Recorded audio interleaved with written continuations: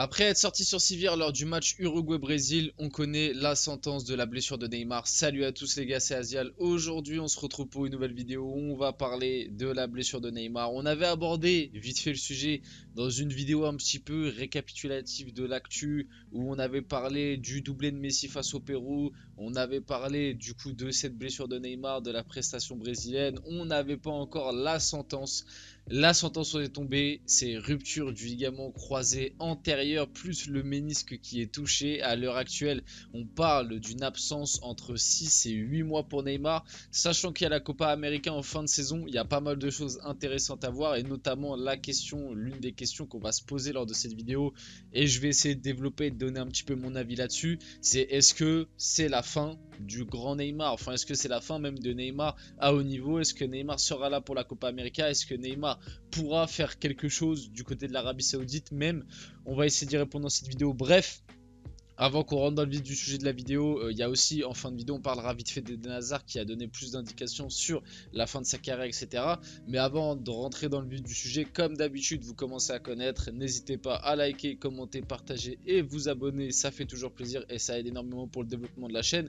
Parce qu'aujourd'hui, je vais pas vous mentir, cette vidéo elle me fait un peu mal au cœur. Voilà, moi, si vous connaissez la chaîne, que vous me connaissez un petit peu, vous savez l'amour que je porte pour Neymar, pour le joueur qu'est Neymar en tout cas. Et c'est vrai que encore une fois, ce coup dur, cette nouvelle blessure fait mal. Bref, maintenant que ça est dit et maintenant que vous avez laissé votre petit like, j'espère que vous l'avez fait, on peut passer directement au sujet de la vidéo. Du coup, officiel, Neymar est victime d'une rupture du ligament croisé antérieur et d'une déchirure du ménisque au niveau du genou. Ça fait mal. Je vous dis la vérité, ça fait mal. Au moment des images, et c'est vrai qu'après le match, il y avait déjà des petites rumeurs qui disaient voilà, c'est sûr ça va être les croisés, etc.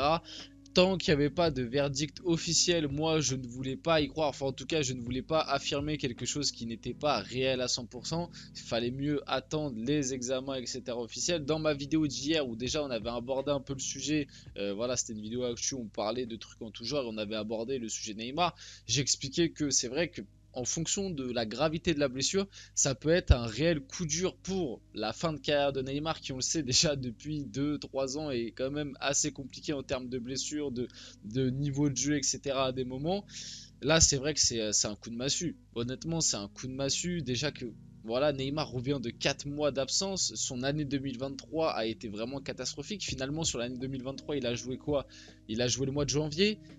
Et puis il a joué mois de septembre. En gros, il a joué 2 mois de compétition sur l'année, ce qui est un bilan catastrophique. Ça commence à ressembler vraiment à du Paul Pogba dans le texte, soyons un petit peu honnêtes. Et puis là, il va être blessé encore, du coup, avec cette absence. Là, à l'heure actuelle, on parle de 6 mois minimum si il arrive à bien se remettre.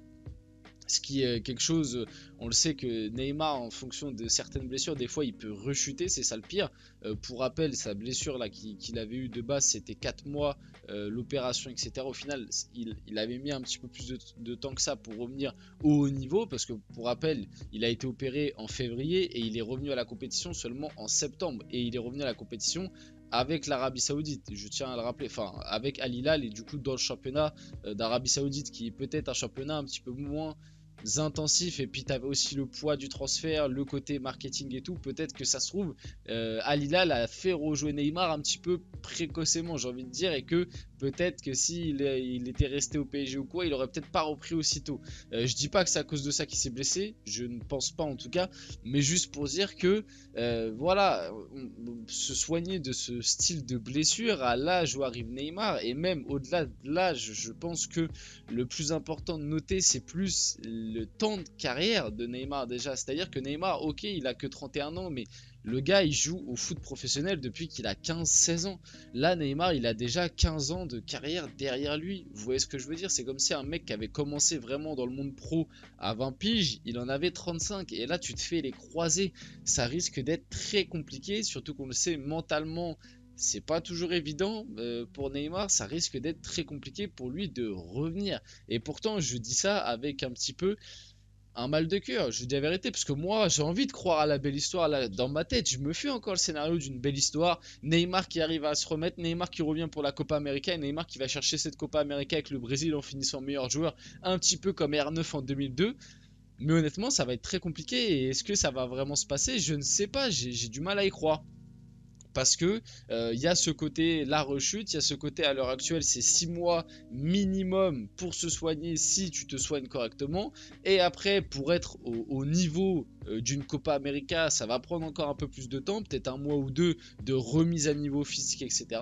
Donc est-ce que Neymar sera vraiment là pour la Copa les temps sont comptés, là la Copa ça va être en juin.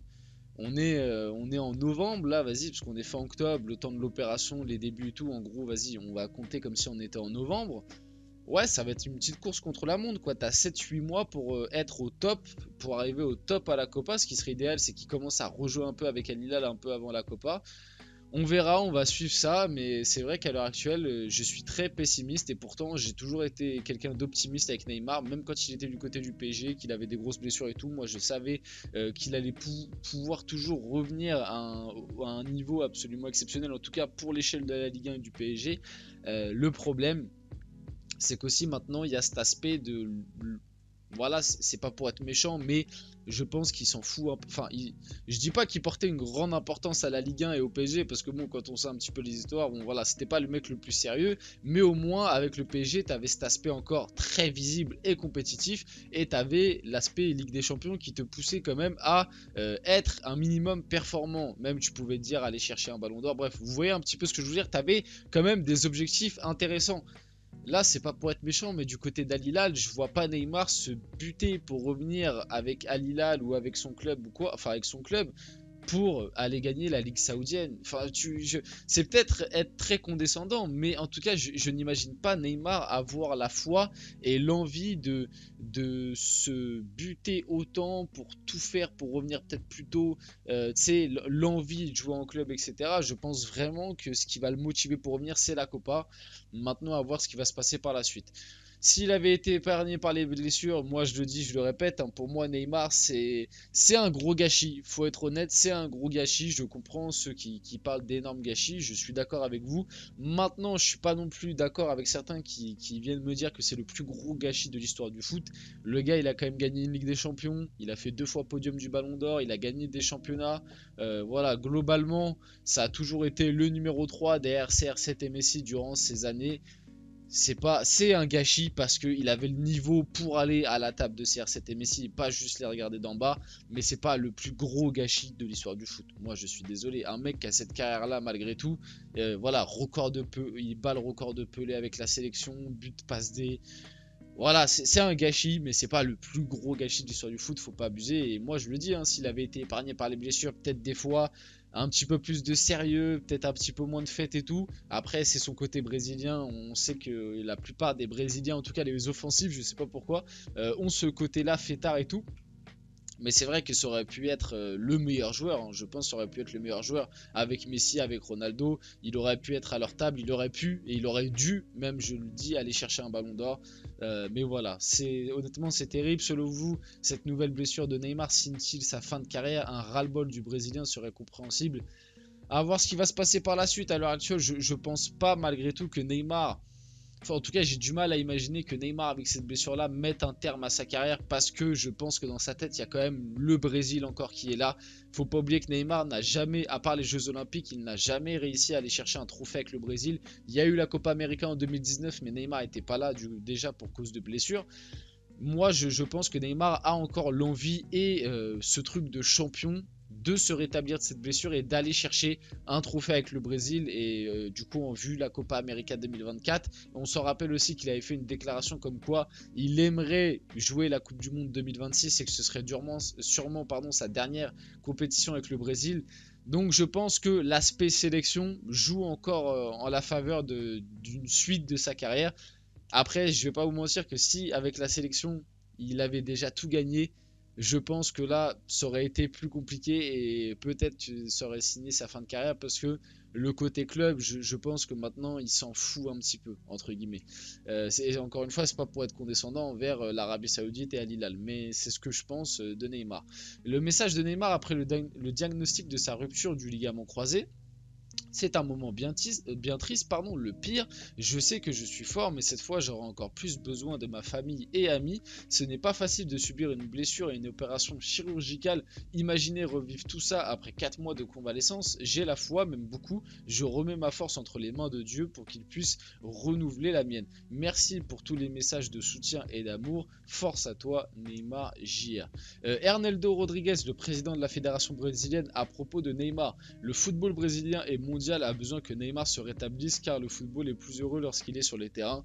Moi je suis totalement d'accord avec ça, hein. Le pire c'est comme je vous l'ai dit, moi je suis un petit peu, je porte un peu la poisse. Ça faisait longtemps que j'avais pas vu Neymar, je me dis tiens Uruguay-Brésil, je vais regarder le match.